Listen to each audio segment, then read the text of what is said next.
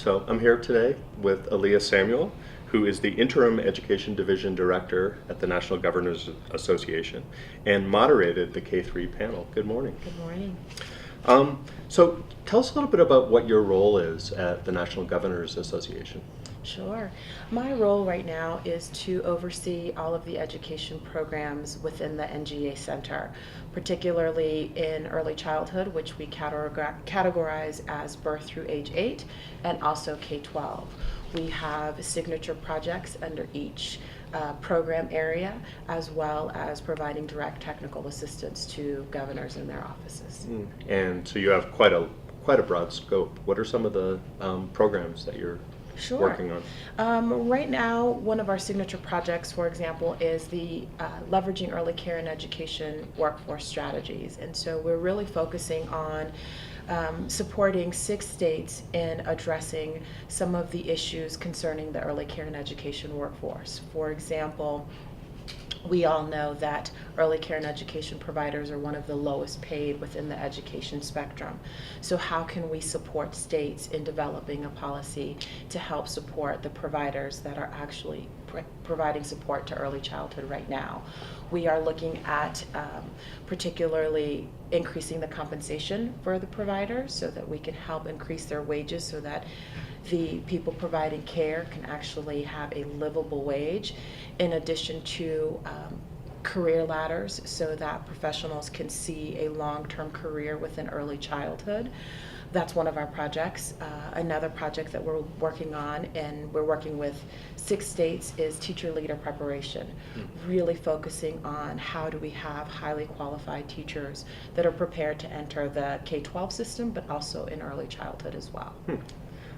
So focusing on K-3, what do you see as some of the biggest opportunities and challenges that governors face trying to implement K-3 policy? Sure. So I will start with opportunities.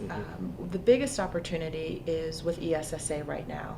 There's a lot of flexibility for governors to think innovatively as to how to really include early childhood into the K-3 world, but also think about the transitions that occur in K-3. And so this opportunity and flexibility to think about what's happening not only on the state level, but potentially the district level as well, is a huge opportunity. And really moving the discussion from having early childhood as this appendage almost to bringing it in to be part of the inclusive early child education system. Challenges which we're seeing really across the nation is governance. Where do we house early childhood programs, and how do we think about the developmentally appropriate practices, the curriculum that's needed for the K-3 world? Where should it be housed? Also funding. Funding is a big challenge in education across the entire spectrum.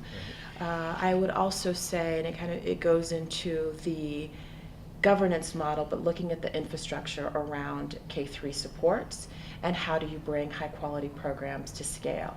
So those are some of the challenges that all states are facing. One of the key levers that in the K-3 Policymakers Guide to Action was to identify alignment across the curriculum. So can you tell me a little bit about what is being aligned and what the focus on alignment might consist of? Sure. So as we talk about alignment, there's really multiple layers of alignment. First is as we think about school readiness and kindergarten preparedness and what children need in K-1, 2, and 3, really looking along those lines to ensure that there is still the focus on academic content, but also some of the other non-cognitive factors that also impact children's academic outcomes. So looking at the social emotional outcomes, also looking at the developmentally appropriate practices that occur in K-1, 2 that look very different than they do in the upper years. And so really recognizing that the design for young children for those environments where they learn best would look very differently. And how do we prepare educators to not only identify those practices, but also be able to implement them with a sense of fidelity to improve those educational outcomes for young children. Another aspect of it is many states have adopted early learning developmental guidelines and ensuring that those developmental guidelines are aligned to the state's curriculum, as well as the curriculum that's implemented in each school site. And so we want to make sure that these developmental milestones align to the school readiness skills that are needed in those K1, 2, 3 years. So there's alignment of instruction, there's alignment of support materials, and then there's alignment across different components of the organization of the system. Absolutely. And another piece that I would add is alignment in the professional development, so that we have our early learning providers who are preparing young children for K3 to also understand the requirements that occur in K1, 2, 3, so that there's really a building block of professional knowledge for those providers as well, because there is truly a disconnect. Right, right. So from the state policy perspective, what kinds of things should governors be working on in terms of alignment? In terms of alignment, that's a great question. One of the pieces would be really looking at the system as a continuum and not looking at it as K3, one chunk, 3 through 5, another chunk, middle school, another chunk, but really thinking about those best practices or a whole child approach and what that would mean along every stage of the continuum. Another piece, particularly as ESSA state plans are being developed, thinking about who's at the table to have these discussions to ensure that there is a voice or a representation of the K3 and early childhood community at the table to help influence those discussions as well. Early childhood has often been seen as that appendage, and so we need to move the discussions to the table to help influence those plans from the inception rather than after the fact. I see. Are there any states that you would point to that have done some interesting work in developing their K3 policy? Absolutely. There's a few states that come to mind. The first that I'd like to highlight is Hawaii. Governor Ige has actually been very intentional on approaching the ESSA state plans and using this as an opportunity to fully reform the educational system in Hawaii. And he actually has the Department of Early Learning at the table and helping to facilitate some of the committee discussions around ESSA state plans. And also he is expanding pre-K through the elementary schools in his state, which directly aligns with that continuum piece. So he is helping also to work with principals and what they call complex area superintendents to increase their knowledge around developmentally appropriate practices. What does it mean to have these early learning, high quality early learning environments on their elementary campuses? And so he's really rethinking the system of pre-K through grade 3. Another example is Washington State. Washington State is really a leader in a lot of ways as to how they are approaching K3 policies, but everything from looking at classroom sizes to career ladders for teachers so that they are able to access professional development, credentials, and degrees to help increase their knowledge base around the K3 instruction.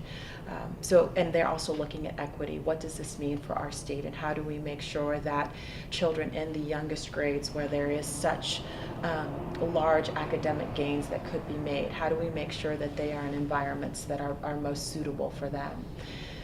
The other state that I'd like to highlight is Alabama. Governor Bentley as well has done a phenomenal job of including early childhood and really thinking about K3 policy and how do we make sure that our youngest children are ready to learn so that when they enter kindergarten they have those school readiness skills.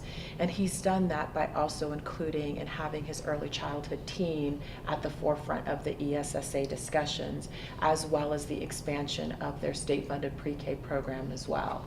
And so those are just a couple of the states that are really taking a different approach and elevating pre-K3 in their educational work and system. I know you mentioned Hawaii's incorporating their some of their ideas into their ESSA plans. How should state leaders think about using ESSA as an opportunity to integrate some of the policy recommendations from the K-3 policy guide? So, with one of the great pieces of ESSA is that it truly allows for innovation, and there are provisions within the law that allow creativity and innovation. And so one of my recommendations would be to really look at the landscape within their state to determine which of the 6 policy recommendations in the Guide to Action might be the best lever to push on quickly, particularly since every state landscape is slightly different, recognizing that opportunities for change may be different on the state level versus the district level. So I would encourage policymakers to really focus in on what's occurring in their state rather than trying to directly replicate what occurred in another state, thinking about what are the conditions for success in their state, what are some areas that there's already traction on that they might be able to, through a policy change or a funding change, be able to accelerate that work. And so really being very strategic and partnering with those organizations that are also part of the discussion to help identify those 2 or 3 priority areas and be able to make quick movement on those. Very good suggestions.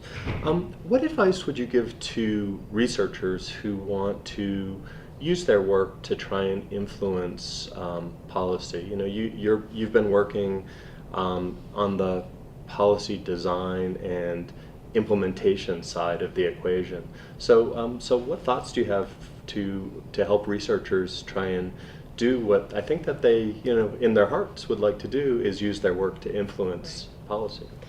So my suggestion, or what comes to mind, is vocabulary. Vocabulary matters. And one of the challenges for policymakers is really understanding the research and how to then translate the research into terms that they can actually use to help their broader constituents understand the implications of the research, the impact of the research, and how that research can then guide policy. And so I think if both policymakers and researchers can work together to come up with common vernacular or understanding, it would certainly help to utilize research to make really sound policy. A really good suggestion. I know that for researchers, writing things that can be very technical and trying to translate that into a language that is accessible is an important suggestion. Thank you very much. Thank you. Aaliyah Samuel, nice to meet you. Nice to meet you as well. And enjoy the rest of the day. Thank you, you as well.